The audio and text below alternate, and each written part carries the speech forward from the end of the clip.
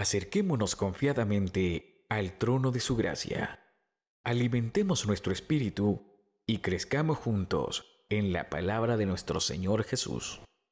Bienvenido a la reflexión de hoy. Hermanos, Dios los bendiga a todos. Una vez más, estamos compartiendo con ustedes en esta ocasión un estudio acerca de la palabra de Dios. Damos gracias al Señor, como siempre lo vamos a hacer, no nos vamos a cansar de hacerlo. Daré primero gracias al Señor por permitirnos llegar a donde ustedes están y sobre todo por la oportunidad que nos da nuestro pastor Asbun, pastor de donde nos congregamos, en Kemuel, precisamente porque nos da la cobertura para poder llegar a donde ustedes, nos permite desarrollar este ministerio hacia todos aquellos, ¿verdad? Donde llegue nuestra voz, donde llegue el video. Pues bien, damos gracias al Señor por eso. Al mismo tiempo queremos recordarles, ¿verdad? Que pueden inscribirse, ¿verdad? A estos videos de la congregación de Kemuel en YouTube y poderlos compartir o guardarlos para poderlos ver en cualquier otro momento. Es una buena modalidad. Así que dele clic a la campanita y suscríbase. Y para no retrasarlo más, pues continuamos con nuestro estudio. Bien, en esta tarde quisiéramos hablar acerca precisamente de cómo Dios funciona a través de la historia de la humanidad. Como hemos dicho ya antes en otras ocasiones, Dios tiene todo ya redactado, tiene todo diseñado, es la palabra. Dios tiene ya todo diseñado. No solamente la vida de los seres humanos con todos sus detalles, sino que también tiene diseñado las cosas grandes, que escapan a nuestra mente, a nuestra imaginación, y también las cosas pequeñas. Hasta la caída de una hoja de un árbol cae a tierra, dice la Biblia, si el Señor no la ve. Incluso los pájaros que caen a tierra, el Señor los ve. Es más, los pelos de nuestra cabeza están contados. Nada se escapa precisamente a las matemáticas de Dios, nada se escapa, ¿verdad?, a la sabiduría de Dios. Todo está cuadriculado, controlado, todo está en la mente de Dios, conocido, esclarecido, donde tiene que estar. En ese sentido, quiero hacer la siguiente reflexión. Durante la historia de la humanidad, y ustedes pueden leerlo en la Biblia, podemos darnos cuenta que el hombre ha hecho grandes cosas desde que fue creado, cayó y comienzan las nuevas culturas, el hombre a poblar la tierra. En eso viene en el capítulo 6 de Génesis, vemos acerca del diluvio y después del diluvio vemos una nueva sociedad que surge, una sociedad post-diluviana, en donde destaca un personaje, ¿verdad?, llamado un rey muy poderoso, cazador, llamado Nimrod.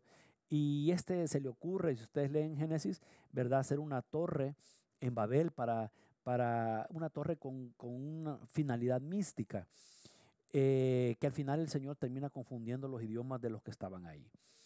Y a partir de ahí, pues es la variedad de idiomas. Pero lo que quiero yo decir es que el hombre comenzó a desarrollarse paulatinamente. Luego vemos historias de Egipto, ¿verdad? Como era una potencia en ese momento y cómo Israel termina a través del vínculo de José quedándose en Egipto. Posteriormente vemos cómo el pueblo de Dios es liberado, fíjense bien, Dios libera al pueblo de Dios a través de Moisés, su siervo, transcurre lo que tiene que transcurrir en el desierto, ¿verdad?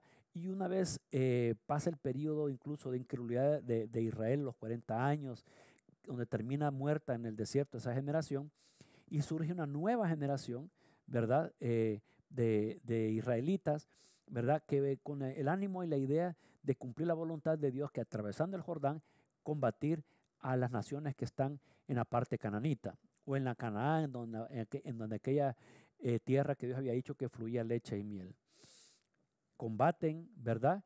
Se posicionan paulatinamente en la tierra de Canaán. Lo podemos ver, eso lo podemos ver en el libro de Josué, lo podemos ver en el libro de los jueces, lo podemos ver en el libro de Samuel, 1 Samuel, 2 Samuel, el libro de las crónicas, 1 y 2 de crónicas, podemos leer en el libro de los reyes, 1 y 2 de reyes, podemos ver toda la historia de Israel asentándose en la tierra de Canaán y cómo se va posicionando, ¿verdad?, su geografía en ese lugar frente al Mediterráneo. En ese sentido, continúa la historia, ¿verdad? Desarrollándose, Israel cae en apostasía, tienen serias dificultades con el Señor, ¿verdad? Van tras los Baales, tras los dioses, ¿verdad? De las naciones extranjeras que estaban a su alrededor, y Dios decide juzgarlos. ¿Y de qué manera lo hace? Pues a través de un contingente, ¿verdad? De una multitud de soldados que vienen del norte de Israel, que son los caldeos, liderados por un personaje que más adelante todo el mundo conoce como el rey Nabucodonosor. A donde quiero llegar es que Nabucodonosor logra precisamente vencer al faraón Necao en Carquemis, que el faraón Necao se une con las fuerzas sirias y ambos combaten contra los caldeos, pero al final son derrotados por Nabucodonosor. Faraón tiene que regresarse, el faraón Necao tiene que regresarse a Egipto, ¿verdad? Que por cierto, en su camino, al principio cuando Faraón iba camino a respaldar a sus aliados asirios, combatir a Nabucodonosor, tuvo que combatir, aunque él no quería, tuvo que combatir con el rey Josías, y el rey Josías murió en esa batalla. Lo que quiero decir es que al final Nabucodonosor llega a su poderío en todo lo que es el mundo conocido, ¿verdad? Y es lo que conocemos como el Imperio Babilónico. Pero lo interesante de aquí es que Dios le permite a Nabucodonosor ver una estatua gigante, que también es hartamente conocida, ese pasaje de la Biblia, en donde determina los diferentes imperios que van a gobernar la tierra hasta hasta la segunda venida del Hijo de Dios. En ese sentido, ¿verdad? Desarrolla la estatua, pero también el Señor le permite a Daniel, en el capítulo 7 de Daniel, le permite ver también cómo Dios ve a esos imperios, y lo ve que son bestias que salen del mar. Y la primera de ellos dice que es un león, ¿verdad? Que sale un león con alas. Luego ve que de ese león sale un oso, y de ese oso sale un leopardo. Entendemos nosotros, ¿verdad? Y todos los comentaristas lo dicen y coinciden en que el leopardo con 4 alas y 4 cabezas que logra ver Daniel, que surge del mar, pues se está refiriendo básicamente al imperio griego. El imperio griego comienza desde Macedonia, ¿verdad? A recorrer, a conquistar el mundo conocido, ¿verdad? Combate a los medos y los persas y los termina venciendo. Y es tanto el poderío dirigidos por su gran rey y general Alejandro, que posteriormente se le conoció como Alejandro Magno, ¿verdad? Y logra conquistar todo lo que es el mundo conocido hasta la parte sur, incluyendo Israel. Llega a la parte sur, que es Egipto, a la parte sur de Israel, que es Egipto. Incluso hasta se inaugura una ciudad, o se crea una ciudad con su nombre, llamada Alejandría, ¿verdad? En honor a Alejandro, que le llamaban el Magno, que significa Alejandro el Grande.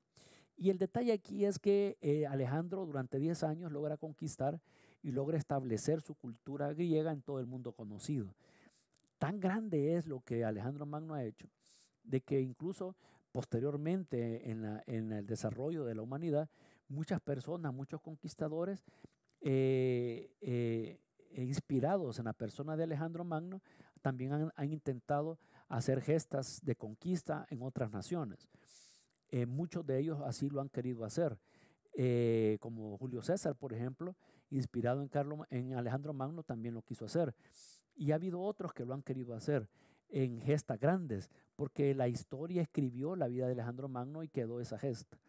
Pero hay un detalle que yo quisiera hacer notar aquí, y es que en el capítulo 7 de Daniel, en el verso 6, cuando habla precisamente, cuando a Daniel se le permite ver a la bestia, o sea, el leopardo con 4 alas, ¿verdad? Y 4 cabezas, en la última parte del verso 6 dice de que se le permitió, dice, se le dio autoridad, o se le permitió a los griegos, o en este caso a Alejandro Magno, de poder conquistar el mundo conocido. Se le permitió, dice.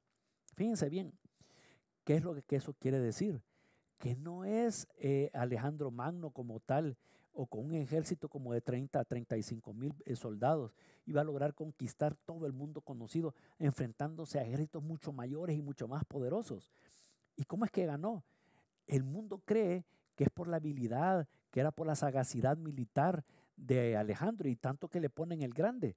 Pero en realidad, queridos hermanos, y quien me escucha, quien está detrás de la actividad militar geoestratégica de Alejandro, apodado el Magno, ¿verdad? Es nuestro Señor. Porque el Señor lo que quiere es cumplir su voluntad y desarrollarla. Por esa razón es que Él está detrás de la historia. No importa lo que haya hecho, las grandes gestas o las grandes victorias o conquistas que haya hecho Alejandro. Detrás de Alejandro Magno está el Señor. Por lo tanto, no es tan magno como el mundo dice, porque es el Señor quien le permitió hacer eso. Así dice en la parte final del verso 6 del capítulo 7 de Daniel. Se le permitió tener autoridad, porque el Señor es quien da y quita la autoridad de los reyes de este mundo. Él es quien acondiciona las diferentes situaciones geopolíticas que ocurren en el mundo. Todo lo que está detrás del desarrollo humano, sobre lo que está sobre los estamentos de la historia del desarrollo humano, están porque Dios los desarrolló así. Me acuerdo que cuando yo estaba en la universidad nos enseñaban, ¿verdad?, sobre que el hombre tiene poder sobre la historia, que son ellos los generadores del cambio, que el ser humano es que dice que ya sea personal, en movimientos personales de grandes dictadores o ya sea en movimientos populares, logran los cambios de los estamentos de la sociedad para irlas desarrollando. Eso fue lo que me enseñaron, cuando en realidad no son ellos, cuando en realidad no son los gobernantes o alguien que se levanta y decide conquistar y lo hace, cuando no son los movimientos populares quienes hacen los cambios en realidad. Quien está detrás de todos esos movimientos, quien está detrás de todas esas iniciativas es nuestro Señor, porque Él sabe hacia dónde quiere llevar a toda la humanidad. Él está cumpliendo un plan general y eso precisamente es lo que debemos de comprender todos nosotros. Estamos en El Salvador, vivimos lo que vivimos porque todo está determinado por el Señor. Nosotros sí tenemos que, el día a día, tenemos que desarrollarnos como personas, como creyentes, pero tenemos que tener la esperanza de que quien está detrás de la historia de la humanidad también está detrás de nuestra vida. En la secuencia de los estudios que hemos traído en estas ocasiones, precisamente el énfasis que queremos hacer es de que es Dios quien tiene todo el control, es quien tiene el absoluto control y soberanía no solo de nuestras vidas, sino que el devenir histórico de la humanidad, que incluye absolutamente a todos los personajes que en ella interactúan, sean humanos o no. Fíjense bien, sean humanos o no, pero todos llevan un objetivo, que es cumplir el propósito que el Señor ya ha determinado. Por eso, como había dicho yo antes, tenemos esperanza. No importa por lo que estemos pasando, no importa por lo que vaya a suceder, no importa por las personas que tengamos que interactuar. El Señor es el que está detrás de nuestras historias. El Señor es el que está detrás con su absoluta soberanía en la historia de la humanidad. Él es el que está detrás. No es tan Alejandro Magno el que conquistaba con pocas personas ejércitos más numerosos, sino que era el Señor que le permitió realizar eso para cumplir un propósito, que hubiera un tercer imperio, que de ese nacería o vendría el cuarto, que es hasta ahí precisamente que va a durar desde que nace ese cuarto imperio hasta que su hijo venga por segunda vez. Y ese precisamente tiene que ser nuestro pensamiento. Hermanos, tenemos que comprender que toda cosa que nos ocurra, que lo que estamos viviendo es su voluntad. La voluntad de Dios siempre va a ser buena para todos nosotros. Dios no quiere nuestro mal, pero quiere moldearnos. Quiere moldearnos y la única forma de moldearnos va a ser a través del horno, a través de las pruebas probablemente. Pero el Señor quiere algo mejor para nosotros, llevarnos al siguiente nivel para que lo conozcamos mejor. Dios, como repito, está detrás de la historia. Los libros pueden decir una cosa, los libros de historia, las hemerotecas dicen otra cosa porque no reconocen al que está detrás. Pero la Biblia es clara y dice quién está detrás de la historia, de la humanidad, y también dice que está detrás de la nuestra. Hermanos, en esta tarde, en esta ocasión, le damos gracias a Dios por todo lo que nos ha permitido saber, conocer. Quedémonos con el pensamiento de que Dios está detrás de nuestras vidas y eso tiene que ser una esperanza para todos nosotros. Dios los bendiga a todos en esta ocasión. dele clic a la campanita, comparta, medite sobre este estudio y se dará cuenta de que lo que le está pasando no es por gusto, sino que lleva un propósito. Dios los bendiga a todos y seguimos adelante.